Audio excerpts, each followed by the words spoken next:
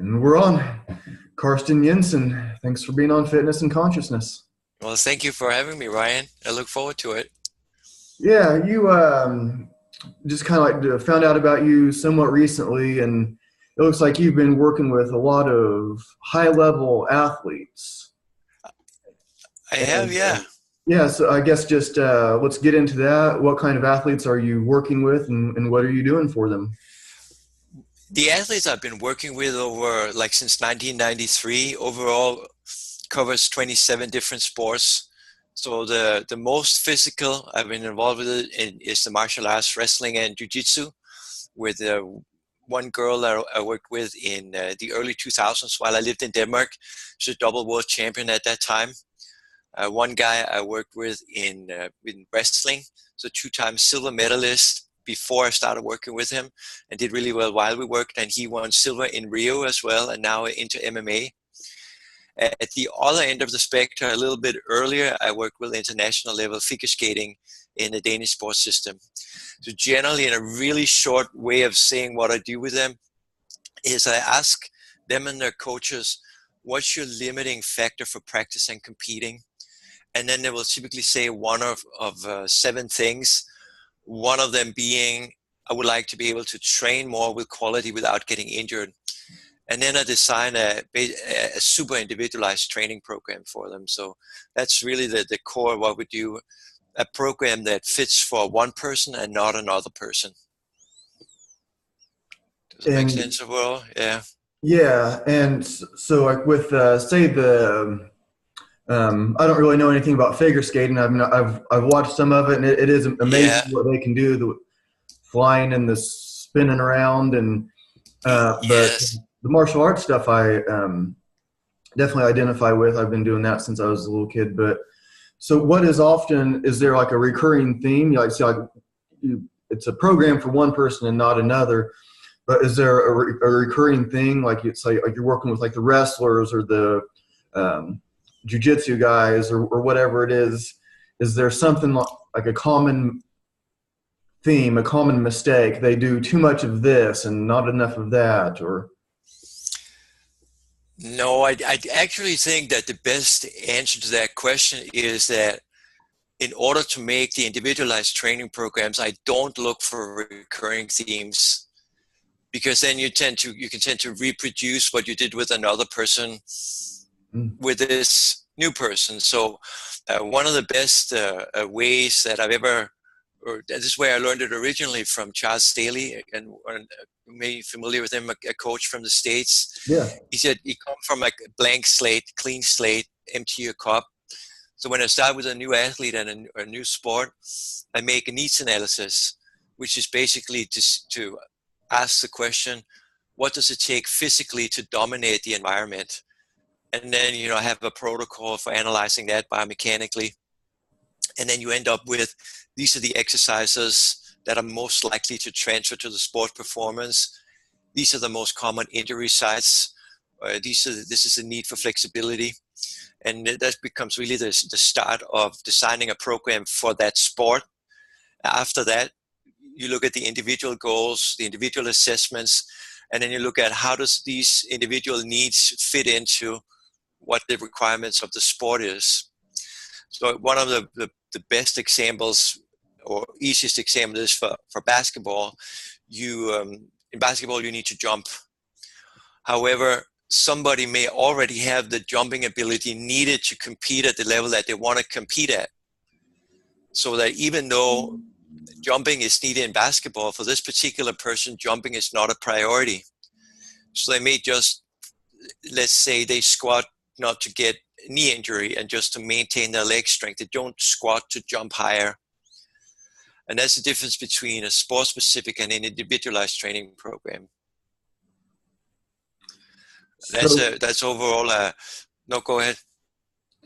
so with the example of the squat, so I would imagine if you're working on someone's uh, trying to jump higher, then maybe you're going to be doing more explosive squats. So maybe I can squat.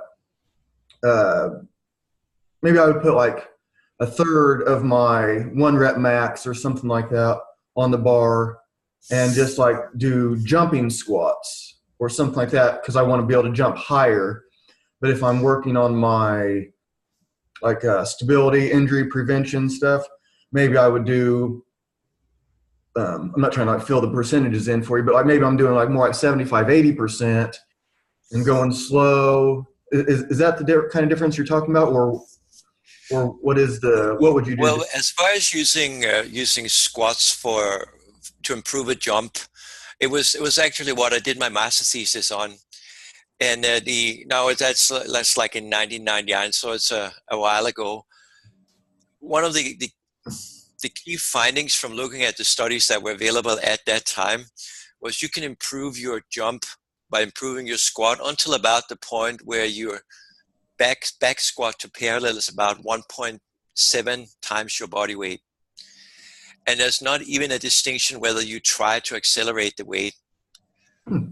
Generally, however, not those exact studies, but other studies show that if you attempt to accelerate, the transfer to dynamic performance is larger.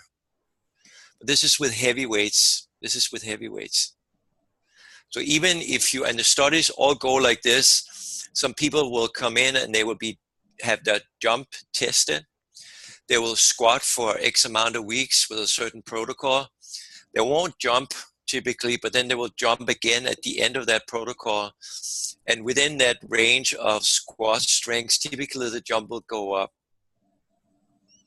But then there's a point where your jump will no longer go up just by squatting. You actually have to jump also potentially with lower loads, like you say, which are the loads that optimize mechanical power. But you don't have to do that in order to get a transfer from squats to jumping. One of the things I learned from a master thesis is distinction between neural activation and neural control. That's an incredibly important distinction for anybody trying to lift weights to move better. Because what lifting weights mostly does is you take a movement that kind of sort of resembles what you want to do. It doesn't have to be that exact movement. And then when you lift heavy weights, you improve neural activation. And what that means is you got to keep in mind here that the muscles consists of motor units. You're familiar with that term? Yeah. Yeah. So that's like the motor nerves and all the fibers that it innervates. And there could be hundreds in a given muscle, like the gluteus maximus, for example. When you lift heavy weights, what you get better at, you can activate more of the motor units that you have at a higher frequency and sometimes in a more coordinated way. Not necessarily totally specific to jumping. So one of the things that is missing from a squat in relation to jumping is the plantar flexion coming onto your toes. So that's why it's the best improvement in jumping come from combining squatting and jumping. And that's how it often happens in the real world. Somebody practices basketball and then they also do squats at the same time. So there's a natural integration and transfer from the lifting into the moving. Yeah. Does that make sense overall? Yeah, that does make sense. Yeah. So if somebody has the 1.7 times body weight, and maybe that's really difficult for them, so it doesn't happen very fast, but they're trying to go fast. That's the key. They're trying to accelerate, but to the observer, they're not going fast. It doesn't look explosive. No. So does that carry over also? Just the fact that they're trying to accelerate. It's the intention that matters. Yeah. And as a strength coach, if any of the listeners are strength coaches, even if the weight moves slowly, you can see the way the muscles catch on. So you can see that the muscles contract quickly in the beginning of the ascent of the squat. So you can actually see the intention to accelerate even though the weight don't actually move fast. Yeah, that does make sense. And then like when you don't have the bar and you use that same intention, then you just kind of like fly. It kind of just reminded me of like for punching, some people will hold dumbbells. Yeah. And then some people say that actually doesn't help you punch faster, but it might make you feel like you punch faster, but it doesn't really. Like, do you get into like that at all when you're working with the martial artists? Are you like holding weights in the hands for? Yeah. The number one thing that relates to that, whether that makes sense in terms of punching faster, is when you're looking for carryover between training exercises and a sporting movement. One of the things you want to look at, what's the direction of the force that needs to be produced? And if you want to punch someone, it basically means it comes from the ground. You push into the ground, down and backwards, and then you rotate your hips and the trunk, and that's expressed through the hand. And the hand is moving horizontally. The momentum, as you would say, mass times velocity, is horizontal. Basically, what that means, if you're going to get better at that, you have to work against horizontal resistance. That's the most direct way of improving the punch. And the king of exercises for that, I learned in part of my training, being a standing cable push. So you use a cable machine, you set the pulley approximately at your chest height, a little bit depending on what type of punch you want to practice, and then it's almost like a punch. Whereas what holding dumbbells might do, and I've seen this argument in articles made by boxing coaches, it gives you the ability to not, the endurance to not drop your hands. That's what it does. It doesn't per se teach you to punch faster. Yeah, I can see like maybe it would help like with uppercut or something like that. Maybe dumbbells do that. Yeah. And you see, something like that. I've seen like Mike Tyson using some, I don't know what they weighed, but maybe they were like 30 pounds or something. That's just a guess.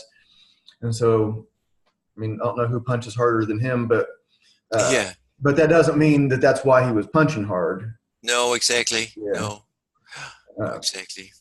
And with like the cable machines, so like something that I've been like kind of like digging into my mind about is and using the cable and having sport specific, quote unquote,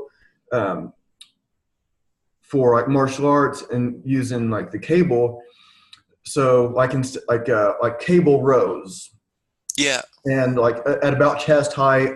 So I'm thinking, okay, if you want to work on your balance, if you go to a judo class or you're at my jiu-jitsu class had a lot of throws and judo class, you're not standing on something wobbly. You're on the mat, maybe it squishes a little bit, but that's whatever. But people are like pulling your arm. People are pushing you and pulling you. And so the cable, if you set the cable up and you have good posture and you're working explosively that way and you keep your head over your hips, and then maybe that works your balance. So in the cable row, I'm not thinking I'm going to work my lats and do this cable row. I'm going to work my balance with this cable row. So my lats are working. My grip But so what do you think about that? Does that make sense to you, or? That makes sense, and part of the research on balance training shows that it is specific, which means that the consensus, as far as I'm informed, is that there's no particular transfer from having good balance on something wobbly, like you say, to having good balance on something that's not as wobbly. So as a thought that came into my mind as when you gave that example was that to being balanced when someone tries to throw you, as far as a needs analysis, that is an open environment. So something else that affects you. And let's say you want to use a cable pull for that. Then a thought, and if you have an opportunity, I would love to hear what it works, because I never tried like that. You set up for the cable row, and then you basically go into the end position of the row, and there's tension on the cable. Now you close your eyes, and you have a partner basically hold the cable, so you just touch it, and your eyes are closed, and then at some point, the partner's going to let go of the cable, so the cable is going to yank you, and unless you absorb that and react to that really quickly, you're going to fall. I like that. That's cool. That would seem specific to me. Yeah. I like that idea. That's really cool. That makes sense, because The judo, it's a surprise because you get tricked. Everybody knows the throws, Yes. and so it's not, but it's that surprise. You think they're doing one thing because if you know what throw is coming, unless you're way outmatched, it's not that hard to block it.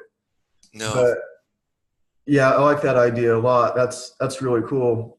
Because then Thank you. you have to, that reaction time of, because things in a real match, things are happen at that split second level, and The it's second, yeah. that's really cool. I'd like to say one quick thing about sport-specific training, because that's something that, to the best of my knowledge, a lot of strength coaches particularly are not well informed about. A lot of people seem to think that if I want a sport-specific training as far as, let's say, tennis, martial arts, we say, yeah, do sport-specific training, go out and play tennis with a 10-kilo racket and see how that goes. And with that, they're also saying that as far as strength and conditioning, you can't do sport-specific training. You can only do general training. Now, what does general training mean? Does it mean you can just randomly pick exercises and then hope that there's some form of transfer to the exercise? Absolutely not, because we realize that good strength and conditioning for any sport would mean that any exercise that a coach ever give to that athlete or client in the short or the long run will improve that person's ability to practice and compete. And what that means is that all strength and conditioning must be specific to the needs of the person and the sport. Otherwise, it's literally a waste of time. And that's really what sport-specific training means, specific to the needs of the person and the sport. And the place I'm aware where it said the best is in a book called Super Training. You should stimulate, not simulate. So whatever we do in the weight room should stimulate the ability to do martial arts, tennis, basketball. It does not necessarily have to simulate. Sometimes stimulating and simulating is the same. Sometimes the thing you need to do to stimulate does not simulate. Yeah, that makes sense. I do have super training, and it is super boring. Yeah. It's so hard for me to get through it. I've had it for years. And I know it's excellent, and I know I'm certified through Strong First. So, like the way Pavel Tsatsouline writes, it's real easy for me to read because his sense of humor resonates with me, and he writes it out simply. Complex ideas made plain and simple. But man, I've had a real hard time getting through Super Training. I've read most of it, but man, that's a tough. Maybe it's not tough for everybody. Maybe it's just my thinking, but it's a tough read for me. I think you're right. It is a tough read. Basically, anybody I've ever talked to who has read it has the same feeling, me included. And the way that I think I've had it for 12 years, I haven't read it cover to cover. The way I've done it is, if I was interested in a topic, I might look in that book to see what was covered, and then read the sections that pertain to that topic. Yeah, that's probably a good way to think about it, because it has a lot of good information, a lot of excellent explanation, like P and F, and like it has like a whole different level of that than what I ever knew about before that book. And I'm with you on the sport specific thing, like how specific can you be? That's why, like when I was talking about the cable row, I said quote unquote sport specific, because it's not the same, but I can see how your idea of having somebody just drop the weight and it's a surprise makes it more sport specific. And something else I was kind of like thinking about is I'm like trying to figure out like what like to help people in like martial artists, like mindset and or skills that are like sport specific. So like just a simple like barbell like clean and press. Yeah. And my thinking was, so like a lot of times in like when we're grappling, we need to do like two things. There has to be like a rhythm. So it's like for an escape from like some like hold on the ground, like maybe you bridge and then you turn, or something like that, or there's all kinds of variations of that. But that has to be like a timing thing, and you have to be fast, or the correct timing, to keep from getting that reversal stuffed. And so I just, like on a simple clean and press, if I do the clean and then I pause at my shoulders, and then I wait for a couple seconds and then I press, is okay. So yeah, I'm still going to get a lot stronger. But if I just clean and I use that knee bend, that dip, and then I just use that dip, and then when I straighten my legs, use that to use as a push press, even though, unless I'm actually picking somebody up and like throwing them out of the ring like WWF, it's not sport specific. But is it specific in a way that it's like I use that timing, like in like, so I think of like martial arts is sometimes you have to do stuff before you're ready. If you have to if you're fighting somebody that's pushing the pace, you don't like this pace, but you don't have a choice because you're in this. So sometimes you have to do things before you're ready and stuff like the. If you're familiar with, are you familiar with Strong First, Pavel Satsulan? And I am. I attended one of Pavel's courses way back. We're sometimes in email contact. Oh, cool. We a little bit like a research things. I have a very good impression of him too. Yeah, he's and so like the snatch test. So doing 100 snatches in 5 minutes with 53 pounds. If you're not always ready, but you only have 5 minutes. And I saw somebody fail with 99. Yeah. So you have to do it before you're ready. So kind of like my thinking, and I know it's maybe getting a little bit esoteric, but is that more like mentally sport specific or energy system sport specific to do the clean and press without a pause? Yeah. I think I hear different elements of your question. The one is basically if there could be a transfer of the sense of rhythm from one movement to another movement. And I believe there could, even though I don't think it's the most obvious thing. I would try to accomplish the same thing with movements that are more likely to stimulate what's needed in martial arts, because martial arts is not up and down, right? It's more horizontal at angles. I do think there's a transfer, but I don't think it would be the most transferable exercise. I think that's one. Second thing, in terms of being ready, a huge part of developing strength endurance and power endurance, and this is part of a needs analysis as well, is the requirement for continuous strength endurance, like in a snatch test, same movement over and over again, or discrete power endurance. It means you do one thing and then maybe you fight a little bit for position and you have to throw again, or then you get down and you try to hold it and you have to get out. And as far as stimulating performance, that's one of the things I would be looking for. Are we looking for something continuous or discrete? So I don't, you could have like a very long set of snatches as part of prep for martial arts, but I would more go along the lines of a circuit that incorporates different, sports stimulating movements and beginning the next exercise before wanting to. Yeah.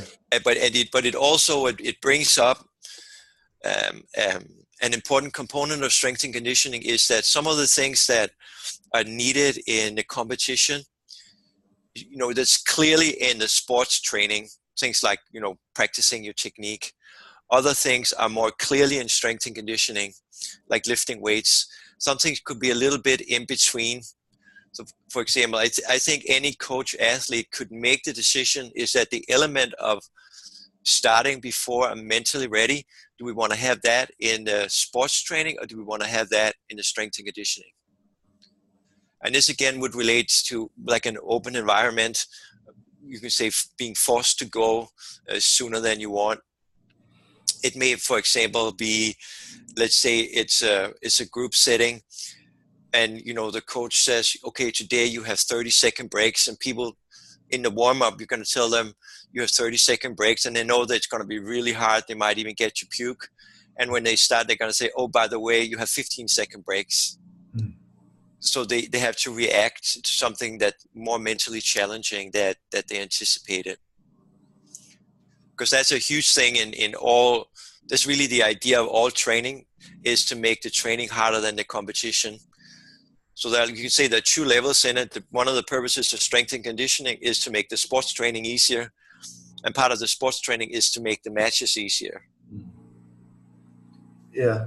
Yeah, that makes a lot of sense. And as I'm like trying to like push my own thinking and training and seeing just like how it works, and it's kind of like dipping into like the more obscure ideas of how like the clean and press, even though we're probably not going to actually clean and press our opponent, although you might, but how could something like that be transfer? And maybe I'll hit dead ends like, okay, that's actually I'm just wrong about that. I'm okay with that too. I'm like trying to like push my thinking, and if I'm wrong, fine. Maybe I'll figure out something that's better after that. Because it seems like nowadays there's so much information out there. There's so many people are getting so good, and they're so athletic, and so I'm like looking like, well, what's next? And I'm not trying to like reinvent the wheel. No. But what's just kind of different ways of like looking at something. And so with respect to the clean and press, for example, let's say you're pushing someone from a standing position, or he tries to push you over, you try to resist with your hands, and you can say it's the same muscle groups you'll be using there, meaning your legs in a pushing movement and your arms in a pushing movement to resist, as you would use in a clean and press. So you definitely expect some transfer. So there's things that are similar, but there are also things that are not similar, and that would be the direction of the resistance, meaning that you'd have to angle your body differently. You're probably going to have to engage your abdominal muscles differently, and your shoulder flexors, your chest, your triceps differently. That's why things like prowler are more in biomechanical alignment, what's requirement in martial arts. Prowler? A prowler. I'm not sure I know what you mean by that. So that's kind of like a sled with some uprights on, and you push it like if you were to push a car. We have those. Yeah. I was figuring. Yeah. And I want to say one thing more. In terms of sports specific programs, one of the things that, and I'll use a phrase I don't typically use in professional conversations. It irritates me almost to the point it pisses me off that some people will say they have a sports specific program, and then I ask them, so what do you do? So I do bench presses, squats, and bend over rows. And my first thought is, so what sport is that for? It could be for all kinds of sports. Mm-hmm. It has transfer to most movements. So squats has transfers to jumping, to first step quickness. But to me, it seems like that person who has given that athlete that sport-specific program really hasn't done the work to truly analyze the needs of that sport and done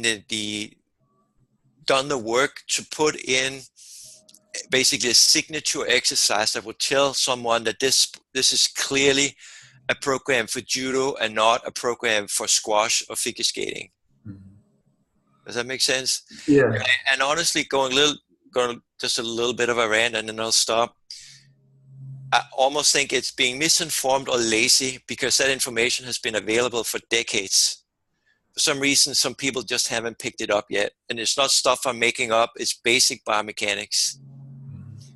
I've just been fortunate enough to be exposed to it early in my career, partly challenged because I worked with so many sports as I have, and for having a very favorable job description, which allowed me to spend a lot of time on each athlete's program.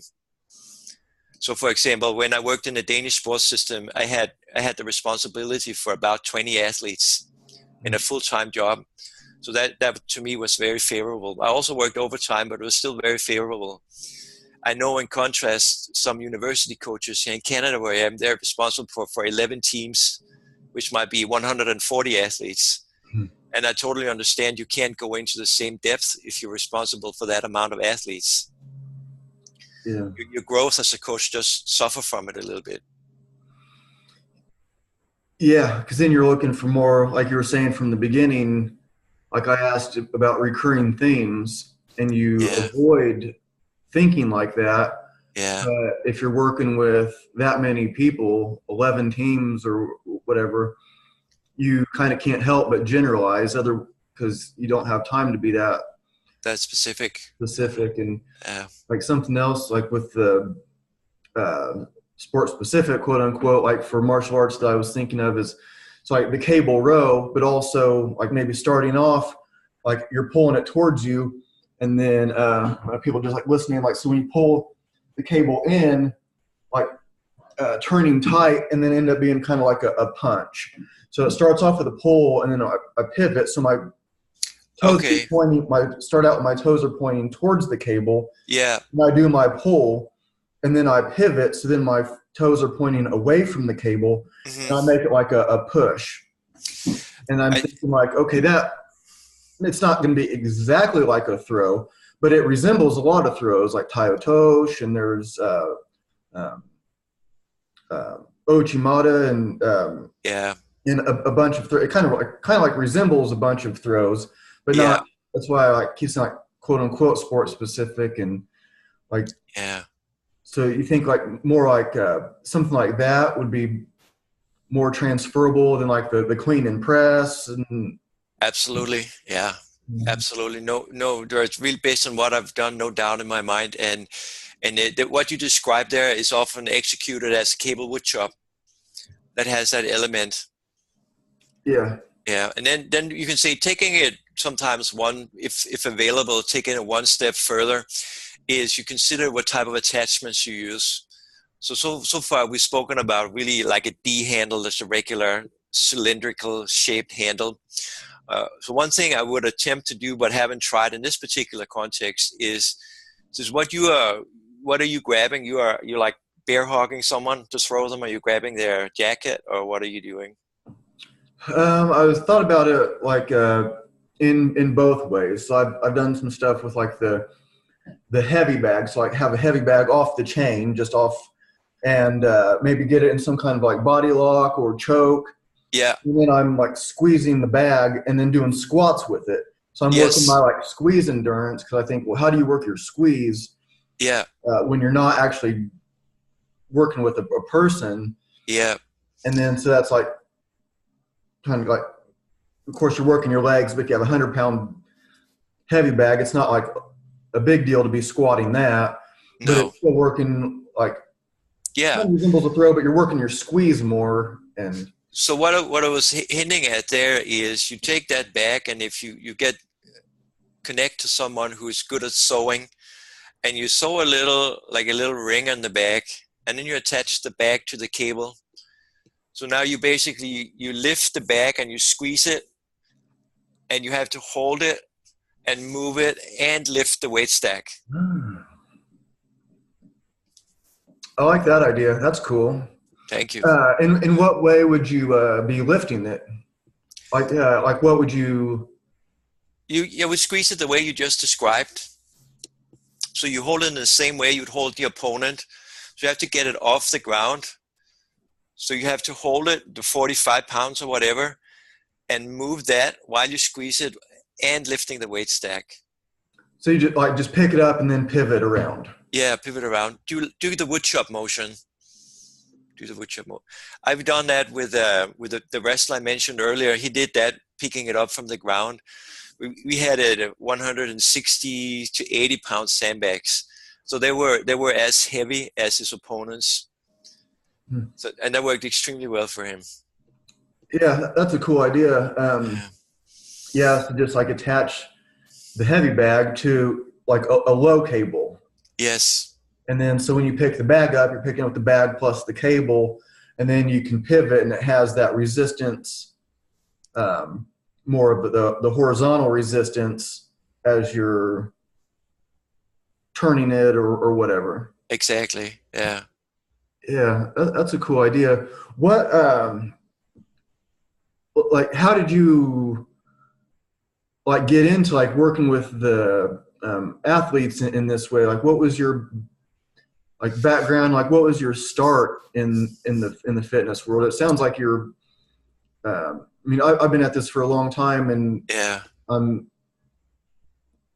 I don't think I think I'm pretty good. I mean, but I'm not easily impressed. But I can tell just by talking with you right away that you have like a lot of like real experience. And I know you've worked with like Olympic athletes and stuff, right? And Yes. so that's of course that's impressive. But just like these few ideas, I can tell that you think differently. You have Thank you. something like different, and it's really good. So what is your how did you get where you are, I guess? Well, very, very long story. My first strength coach job was with triathletes. There was a buddy of mine from university. He became the chairman in a triathlon club in Copenhagen, so the capital of Denmark. And he asked if we were studying exercise physiology at the time, and he know I had become interested in strength and conditioning during our second year doing track and field, where I was a really slow runner, and I wanted to do sprinting. So I started to wonder, how do you make a tortoise into a hare, or at least a faster tortoise? That was kind of my initial interest. And then I got this coaching job for triathletes, where some of them were world class, and a couple of them took medals in the world championships in the years I worked in the club. And I worked with international level figure skating, national level volleyball, also while I was still in university. And then I got hired by the Danish sports system. So I think in terms of, you can say, thinking patterns, I learned about biomechanics and needs analysis in university. And then in my nature is very analytical, and I was fortunate enough to go on a path of asking the right questions, and then, having time to ask the questions as we spoke about. Yeah, it's yeah, really interesting. It's like with the Danish, there was I don't know if it goes back like 100 years or something like, but like the Danish gymnastics stuff, like the Danish Yeah, stuff that might have been similar to. I'm trying to get my thoughts together, but like maybe something similar to. Well, like a lot of what looks like yoga today. Like if you go to a yoga yeah, class, if you go to a yoga class yeah. in the West, in America today, and you see them doing these. The warrior pose, for Ultimate, example. what's that? Warrior pose, for example. Yeah, Yeah, and it seems like the origin of some of these isn't like necessarily ancient India, no, but it's like Danish gymnastics, and maybe there's like some like European stuff like you, as we would say like in America, like Eugene Sandow or Evgeny Sandow, however like the more correct pronunciation of his name is, like Sandow going to the Mysore Palace, and then Mysore Palace where a lot of our like where Joyce, Toby Joyce, and Iyengar work learning from Krishna Macharya. And there was a bodybuilding area, a bodybuilding room also. So people over in the West, they like to think we're doing some thousands of years old practice. This is what yeah, Indians were doing thousands of years ago, and isn't that spiritual? But not to say like Indians from 1,000 years ago didn't like bend over and touch their toes or do something like that. But a lot of the techniques, some of it seems to come from like Danish gymnastics. And is that true or what? I only know from conversations with a very good friend of mine who's a very schooled yoga teacher, and he said that like you say, that at the late 1800s there was a merging with, I think he said Swedish gymnastics, but that's basically the same thing. Swedish is very close to Denmark. Yeah, Was okay. a merging of that gymnastics with one of the yoga styles. I don't recall which ones. And that, the very physical yoga. Mm-hmm. So there was a merging for sure. That I think that's beyond any doubt. Yeah, it seems to be put together pretty well. And of course, India goes way back and they have physical culture, but it does seem to be uh, very much influenced by the Yeah. West also. And that doesn't, it's not a bad thing. No, not In at fact, all. it's good for us to take Yeah. some of their ideas. There's nothing wrong with them taking like Yeah. in the West either. But I was just wondering if you had the experience in the Swedish gymnastics. Was that, Yeah. maybe I said something different? You said Danish, Oh, okay, but yeah. I think that's like you can say you can consider that the same culture, the same type of movements. Yeah. Yeah, and I've tried to find like the books from back then, but it seems to be kind of difficult to. I forget the The name. website that I'm familiar with is called superstrengthbooks.com Okay. by called Bill Himburn from the States. Yeah. Yeah. I get that. His catalogs and stuff. Okay. Yeah. Yeah. What do you see as like next for what you're doing? Is there something like I told you, like the way I'm trying to like press my mind into thinking something a little bit different without trying to like reinvent the wheel? Is there something that you're like scratching at the edge of to figure out, or? Yeah, many things. We really do what my company is called Yes to Strength. And our main thing is we teach personal trainers and strength coaches continuing education. And I work with athletes 1 or 2 at a time. And we say in a short way, we do 3 things. We operate at the level of the body. And our goal there is to help coaches deliver faster results through holistic, individualized, periodized programs. So we're scratching a lot on every new piece of research that comes out relating program design.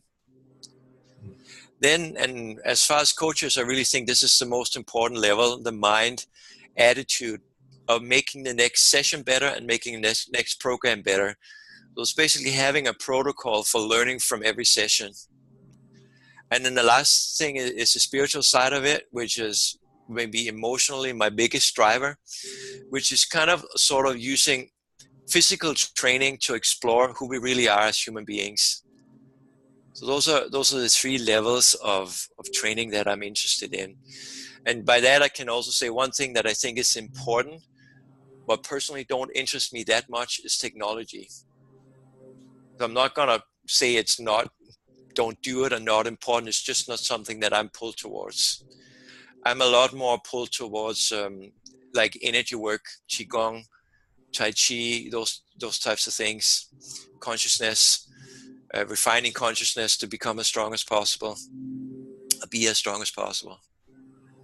Yeah, Qigong is an interesting one for me, and like some of the yoga stuff that I've done, and like I met my Qigong teacher. I hope nobody can hear that.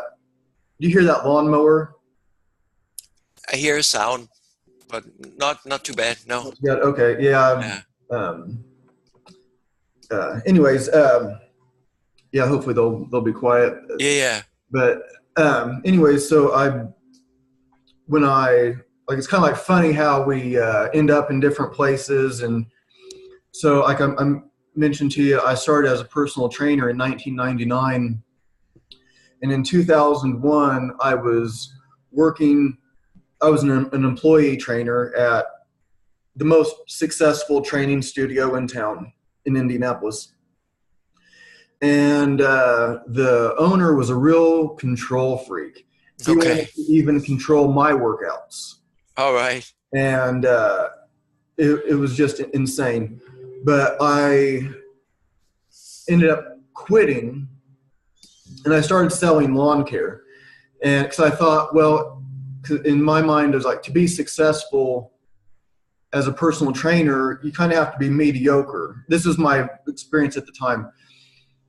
And it wasn't what I thought was excellent that was doing very well. It was this, you go from this machine to that machine, and you go around, and they come in and they pay their money, and then they leave, and then it wasn't very, it was probably just where I was, and maybe it was the year and the time and me. But so I know there was like people training at a high level back then. I just But anyways, so I started selling lawn care, and I was just training people like friends and friends of friends. And I've been interested in Qigong for a long time, like wondering like what's real, like what is really real. And so I was so when I was selling lawn care, like the night before, we would get our estimates, like the people that called, they wanted their estimates for their fertilizer or whatever. And there was like maybe 5 or 6 salesmen at the time. And so I'm going through my stack, and I get this one, and I pick this one up, and like kind of like sends a shock through me. And it said Yang Xiao, XIOU. And I was like, oh, I'm going to ask him if he teaches Qigong. Wow. And I did estimates for hundreds of Chinese people. There's a lot of Chinese people in the area, Asian people, and I never had that cross my mind ever. But I was like, whoa, I'm going to ask him if he teaches Qigong. And so I get there, and the next day I go there, and it says Essence of China, Chinese Urban Acupuncture Clinic. Wow. It didn't say that on the estimate. It just had the name. And I'm like, okay, that's cool. I have this thought. It like, does this little shock thing to me. So I ring the doorbell and knock on the door, because it's kind of like a house and a business in the same thing. And so nobody comes out. And normally on an estimate, you're trying to get like in and out as soon as possible. Time is money. The more I do, the more I can sell, the more money I make. But I'm like piddling around this yard, and I'm spinning forever. I'm like, man, I hope he comes out. And so I was about to leave, and I ring the doorbell again, and nobody comes. And I'm like, I'll just go ahead and leave.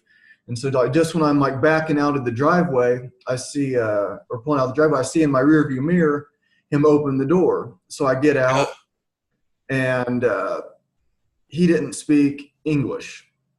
And so I'm like kind of like trying to like talk to him about the estimate, and he calls his son, and I talk to his son for a minute about the yard. And then I was like, do you teach Qigong? He's like, Qigong, Tai Chi. And he's just kind of like nodding his head, and I'm like, will you teach me Qigong? And he's like, Qigong, Tai Chi. So he calls his daughter, and it turns out that his daughter was the one that was the acupuncture and herbalist.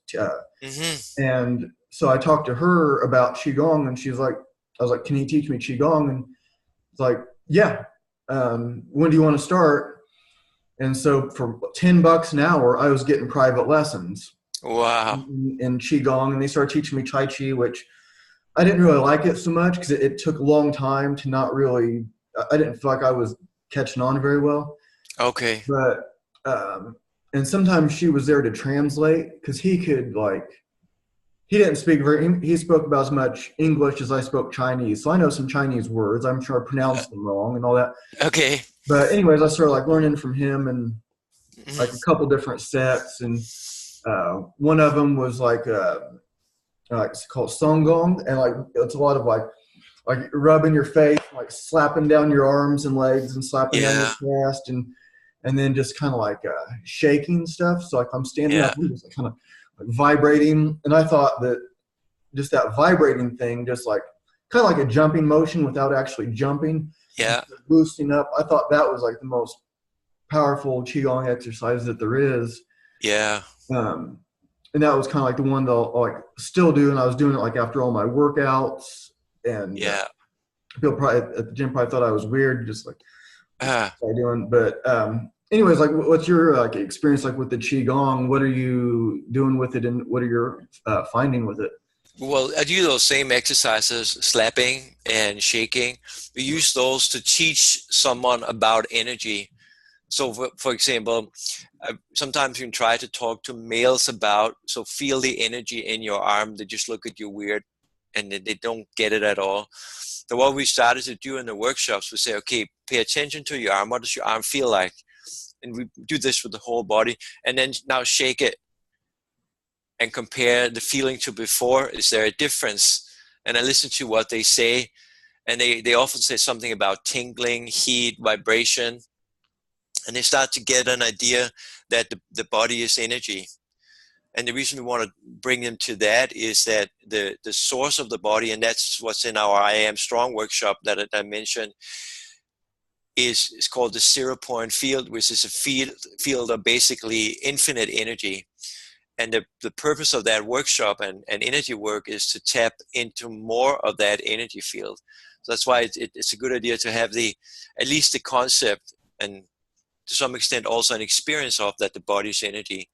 Second to that, the way we teach breathing for strength, we teach something we call the French press diaphragmatic breathing, which is basically about breathing into the lower dantian, the power center, and then trying to send the energy out from there, or bring the awareness out from there. Those are probably the two main ways that I do it. Then I personally do some organ breathing. I try to inhale into the organs and exhale out of the organs. Is there a system that you think like resonates more clearly with you, like the organ breathing? I'm thinking of like Mantak Chia, and I'm thinking of, because like, you know, you read these like yoga books and these other things, and they'll say like, okay, your chakras, they're in the Sushumna. They're not the nerve plexuses. They're just in the spinal column, in the Sushumna. Another one says, well, they go into the nerve plexuses. They are related to this. Another one says, actually, it's just like psychological levels that we're talking about. So, and then there's like the Taoist system that talks more about the Dantians, like you're saying. So is there a system that is resonating more with you, that is already established, and that your own experience is just like that? Or are you finding your own thing that's a little bit of this, a little of that, or what's your... I haven't studied it to the point that I can verbalize different names of systems. The book I've learned the most from is called The Way of Qigong by an American gentleman called Kenneth Cohen. Mm-hmm. That's the book I've studied the most. I've had another good one that is similar called The Way to Shambhala, which basically covers the same topics. That's where I've learned the two sources I've learned the most from regarding that. I'm familiar with Mantak Chia also, and heard a lot of good things about him. Yeah, he has a ton of material out. I mean, yeah. The books that he's written, and some of them, like, is this true? Is this real? Is he really? But some stuff, like my own experiences, and like there's definitely something to it. Like the microcosmic orbit, I can actually feel it. Yes, same here. And so I'm like skeptical, but I'm also not skeptical to the point where I'll disbelieve it just because I don't think it's true or something, if that makes any sense. It's like, you can tell, like my mind gets about as esoteric as it gets. I've had all kinds of wild experiences and esoteric experiences. And like you mentioned, the tapestry behind me, like I think it was before we started recording. So that's heart lotus. And so but anyways, so I have like all these strange experiences, but I'm also like, I don't believe just anything either, because it seems like a lot of this stuff, and like some of the yoga stuff, it's really hard to prove, and you have people teaching it that don't have the direct experience of it. And so when you have somebody, and maybe they're a yoga teacher, and they have their 200-hour certification, and they're talking about chakras that they have actually no direct experience with. Yeah. Like, how long has that been going on? And I can comment on that. And I think and this is more like on a personal note, I listened a lot to Wayne Dyer when he was alive. American, you're familiar with him? Yeah. And he references an Indian guru of some sort, and I don't recall the name, who was asked, what is real? Now we talk about, is this real? And the answer was, that is real which never changes. And what is it that never changed? It's in that, you can say, in that line of reasoning, it's the I am present. It's the sense of being. Anything else in that sense is, if you stay with that, is not real. Those are more, you can say, options.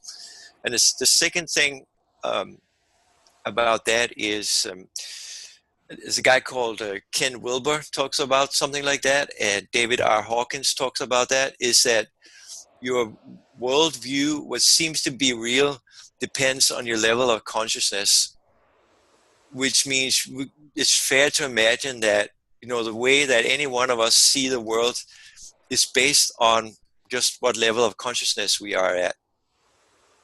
Does that make sense? And, Yeah. in 10 years, we might see things differently in 3 years.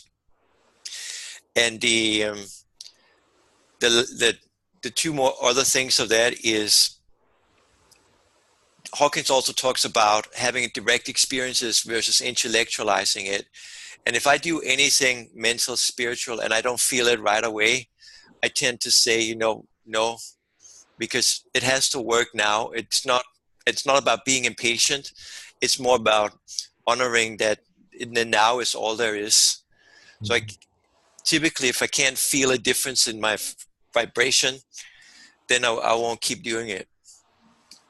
And then the last thing is from a guy called Bill Harris, who created HoloSync. He says, choose beliefs based on the consequences they will have for you, not based on whether you think they're true or not. So if you whatever we go with, if it makes sense to us and any one of us feel it moves us forward, we're free to go with it. Yeah, that makes sense to me. And Yeah. like when I practiced like the different kinds of yoga, and it like okay, so if you go to like a regular kind of like vinyasa class, like your typical yoga class, it's like whether you're not like chakras are real and the meridians and all that kind of stuff, even if that's not real, you're still working your body through different ranges of motion. Yeah, maybe some of the techniques are not good for you, extreme spinal twisting or something like that. But generally, you're taking your body through these different ranges, working your like strength in different ways, your mindful movement. So that's definitely good for you. And then when I was doing like some Kundalini yoga, and they want you to like just have your arms over your head for 15 minutes. Like, okay, do I really need to work my shoulder endurance like that? What is that really going to do anything for my Kundalini? Like, what is that? I mean, there's the mental strength of but is that, even if that's not real, so if Kundalini is not real, which I have felt it, but like, is that really the best use of my time to do these weird exercises? So like when you're connecting the qigong to the like say like, are you connecting like to like the deadlifts? So are you, when you're doing something as fundamental as like deadlifts or squats, are you talking to your athletes about the Dantians or I don't remember. I don't use those words. I talk about breathing into the power center. And then we typically, also inspired by Qigong, I don't talk about moving energy. I talk about moving awareness. So like rapidly move your awareness from your lower abdomen into your hips and legs and into the ground. I didn't make that up either. There's one of the best books ever on strength that I've read is called The Spiritual Journey of Joseph M. Greenstein. That was one of the ways that he was teaching his students the ability, and he used the visualization of an unstoppable force of water out through the arms and each individual finger. So it's a little bit inspired by that.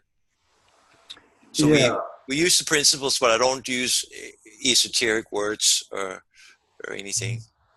Yeah, I haven't read that book, The Mighty Atom, right?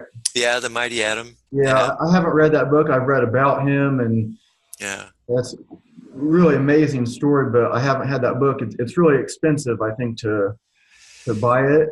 It's not the cheapest book, no.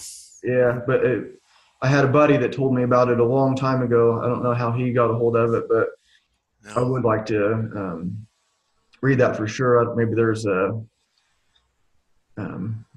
there's a lot of really cool mental stuff in it, and also a lot of interesting historical stuff. But the mental side, that's why I read it.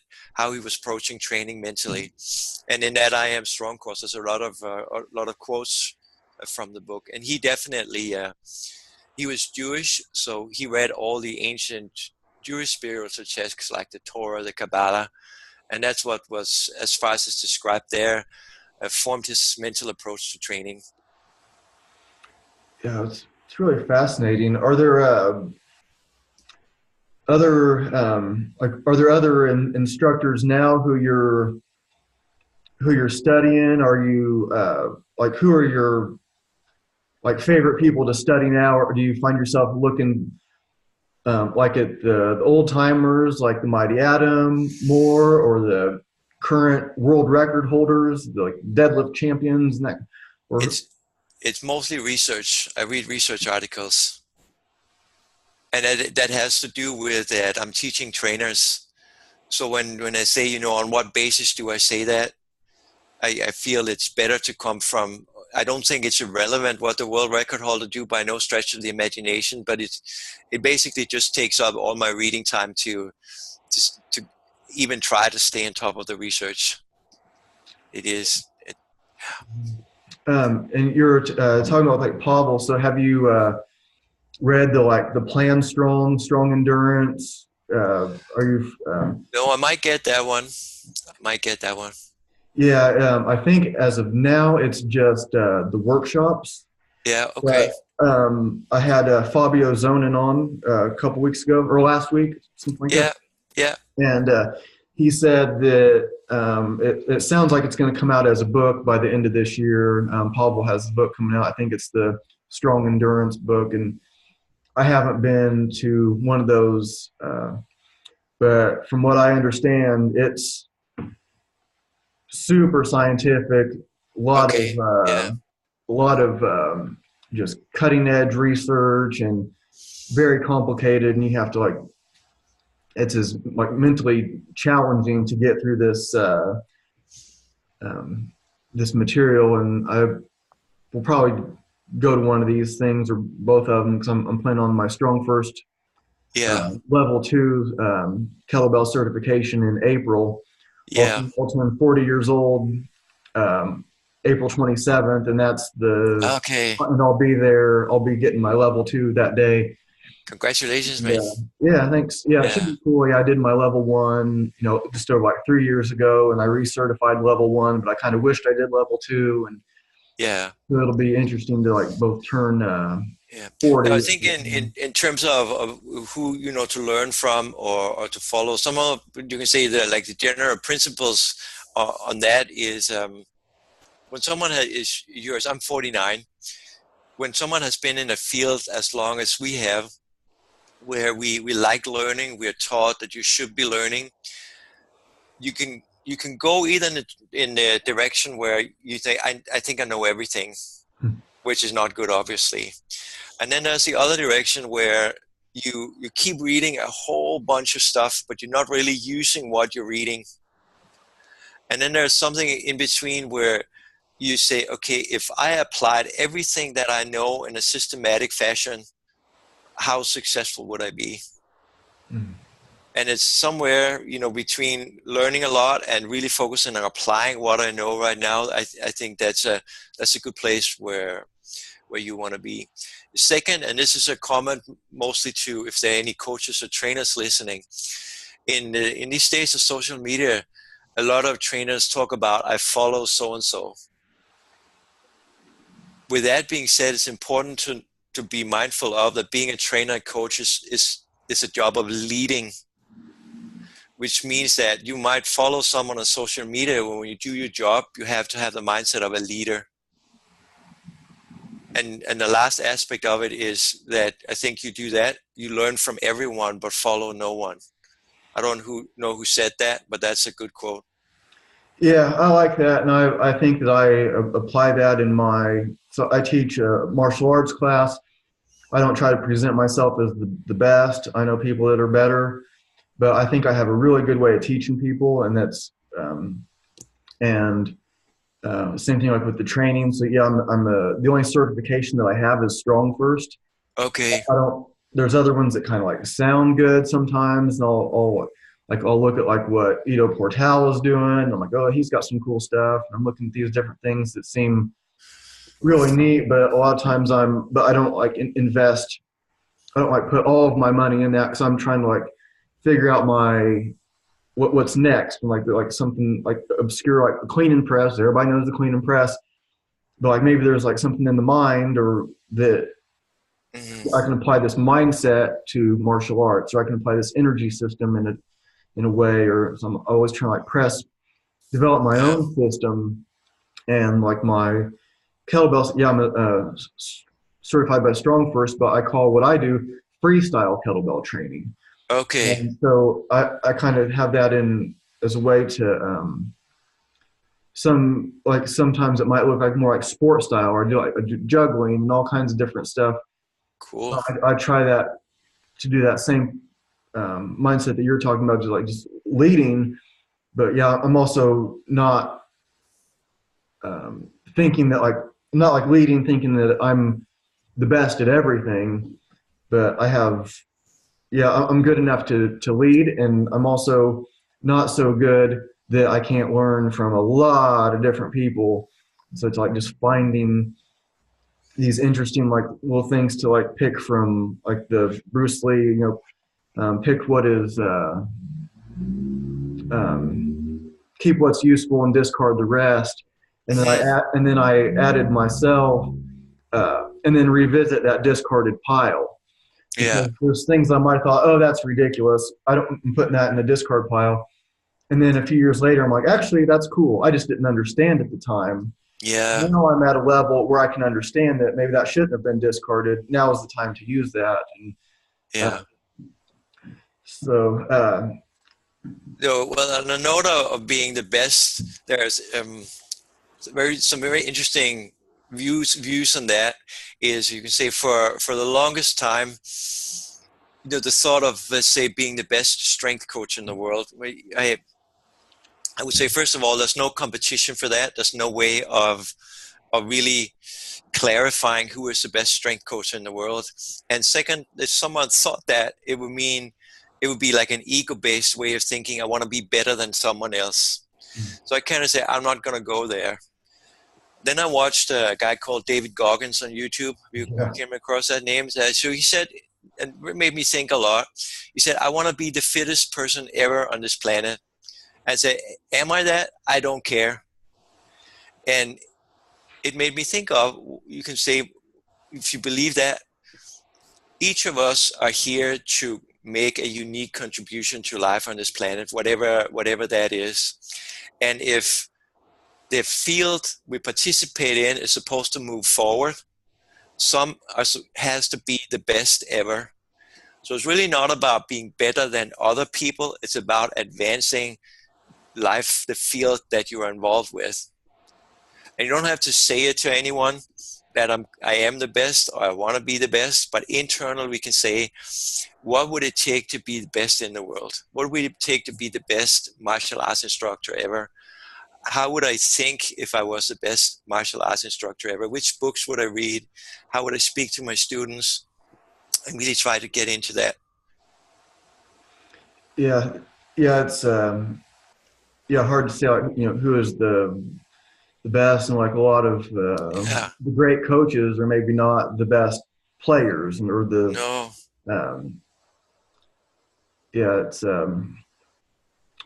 it gets the ego thing, like, because like to get in front of somebody, and it can be kind of intimidating, and it's like, how do you take that? So like in my case, I was 20 years old, hated school, had no interest in going to college. And then I have clients that are heart surgeon. So there I am, and then there he is, and I'm teaching him. And so it's you have to like become that way. You have to like be good enough. So that made me want to really know my stuff even more and more. And he didn't, and then to get to the realization that he doesn't expect me to know more about heart surgery than him. No. He expects me to be excellent at what we're there for, which is strength and conditioning stuff. And so I'm not trying to like outsmart him. I'm not there to outsmart him in those kind of ways. I don't want to get in a anatomy discussion with him or an anatomy competition. No. So it's like learning, what can we be excellent at, and if it's Yeah. strength and conditioning stuff, then who's out there doing it. And it seems like there's a lot of not to put down what anybody's doing, but there's a lot of stuff that's like mediocre. There's like so many certifications now, and what I like about Yeah. Strong First is I believe it's like excellent. So are there other ways to lift the kettlebell, like kettlebell sport? Yeah, that's a different thing. They have a different purpose, but it's excellent. And then, but it seems like there's a lot of stuff that's just trendy, and it almost like some of it almost becomes like a caricature of itself.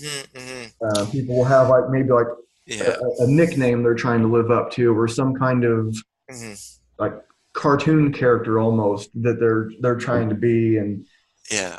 it's That's one of the things that I think is incredibly important, is that fitness and training is sometimes treated like fashion, partly because a lot of us think we're involved in an industry. An industry has to come up with new things, especially the people that produce equipment and sometimes also educations. And trainers like us, we start to focus on what's new, which is not the right question. mm-hmm. The right question is to focus on, like, what do I need to learn to take my clients to the next level? Yeah.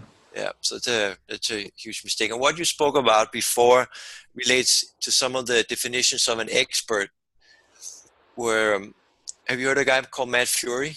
Yeah. Yeah. So in one of his writings, he wrote that an expert is someone who knows more than the person he's talking to. And that's a good reminder for a really new trainer who lacks a little bit of confidence to get out there and speak to the clients, is that because you know more about training than the client, you are the expert. Yeah, and I was listening to it was a couple guys that were mainly focused on nutrition, but like one of them was bodybuilder, competitive power lifter, and it was on the Joe Rogan podcast very recently, just last week. I can't remember the guys' names, but they were so Rogan had two guys on to have maybe not so much of a debate, but like a different points of view kind of thing, because they agreed about most things. Like one thing one of the guys kept saying is, let's not lose the 95% arguing about 5%. So him and the other guy, they agree about 95% of the information. Like, we agree on almost everything. And here's some where we differ. But let's not just argue about this 5%. Let's talk about the 95% that we agree on. So when, as trainers, like what I'm doing is not trying to put all these like obscure ideas that I'm working on into place as the complete workout. So yeah, we can do like the clean and press, but I'm not necessarily like getting into the weeds of my thinking on what this might do besides get you stronger. It's a pull and a push at the, and I'm not doing very much inventing. There's like maybe a little bit of innovation going on but for the most part, I'm not inventing these exercises. I'm not inventing a brand new way to deadlift or a brand new way to press and we're making things unnecessarily complicated. And it seems like maybe people are spending too much time as trainers on this like obscure stuff that doesn't really get much results, or it gets results at first. Like, you can do almost anything with a client. New client comes to you, they're sedentary, they're overweight. Almost any trainer will do for a while. Yeah. And I agree. Mel Siff is quoted to say that any idiot can train another idiot for a year. yeah. And that's like a little offensive way to say what you were saying. Respond easily early on in a training career. I totally agree. Yeah, I totally agree. Now, one of the things that has been very useful for me is which I learned from my father, is that no one is 100% right and no one is 100% wrong. So when I hear opposing viewpoints, I try to find out basically like a 4-quadrant thing, like if one person what's right about what he says, and you can say what might not be fully right, and vice versa for the other one. And that has really helped my toolbox grow a lot on that note, because I learned when is a deadlift a good exercise, when might it not be a good exercise. We try to take an unbiased approach. Yeah, that makes sense. And I guess we've been on for about an hour 15 into it. Did you have anything else you're wanting to cover before I let you go? No, not particularly. I think if it's been good for you listeners, I am happy. I mean, our website overall is yes2strength.com. We are out of Canada. Our products are mostly geared for someone who is a trainer, coach or trainer, or has similar knowledge and interests. We have a mind-body specialist program available live and online, a barbell training specialist program available live and online, bodyweight training specialist program live or online, and a program design specialist program live and online. And the program design specialist is divided in 3. If you work mostly with clients that want changes in body composition, that's one stream. If you work with recreational athletes, there's another, a little bit of longer stream. And if you work with competitive athletes, a little bit of a longer stream. And the core is the flexible periodization method, which is, you can say in the shortest way of saying it, it is a tool for exploring who you really are through physical training. Yeah, I definitely want to dig more into your methods, and I'll certainly be doing that. And yeah, I can tell pretty much right away. This is the first time we've spoke, besides a few messages for scheduling, and I can tell right away you have a lot of good information to share, a lot of good experience that's been proven at the highest level. So I really appreciate you coming on. And is there anything else you want any final thoughts for the listeners? No, thank you, Ryan. It's a pleasure speaking with you. I like the flow of the conversation, that we covered different things. Yeah, me too. Thanks you for coming on, and I'd be happy to have you on again for sure. And likewise. I will. I'll go ahead and I'm going to stop the recording, and I'll talk to you for just a second after I hit. Yeah.